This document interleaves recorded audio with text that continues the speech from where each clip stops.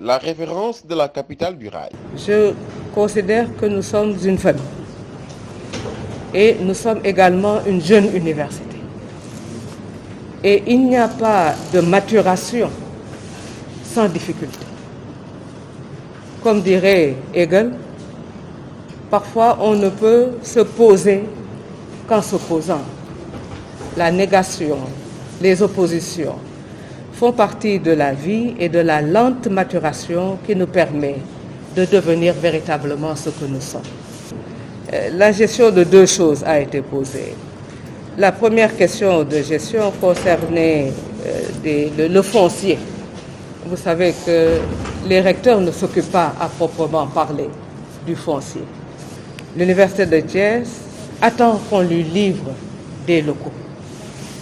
Et il se trouve qu'il y a 4 ans de cela, c'était en 2017, un terrain qui était prévu pour abriter le rectorat était un terrain, je crois, raviné. Je n'étais pas encore recteur de l'Université de Thiès. Je pense que le recteur d'alors a donc échangé ces 3 hectares ravinés, d'après ce que l'on m'a dit, d'après mes informations, contre 2 hectares sur lesquels sont en train d'être construits des infrastructures pour notre université. Un autre point qui a fait parler de gestion, c'est le point qui concerne des postes d'enseignants qui ont été octroyés à l'université de Thiès. Il se trouve qu'à l'université de Thiès, sur 3 enseignants, les 2 enseignants sont des vacataires. Donc nous avons réfléchi et nous avons dit que notre université, a un défi important à relever. Le premier défi, c'est de parvenir à payer les vacations à temps. Et l'on a dit qu'il s'agit maintenant de procéder à des recrutements.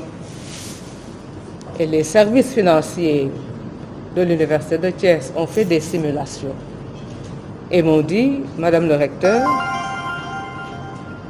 l'Université de Thiès peut, sur ses ressources propres, recruter 20 postes. Et la tutelle, le ministre de l'Enseignement supérieur et de la Recherche, a octroyé aux universités des postes.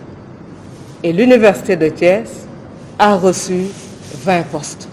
Et ces 20 postes, cette semaine, seront notifiés au directeur d'établissement pour qu'il procède au recrutement sur ces 20 postes.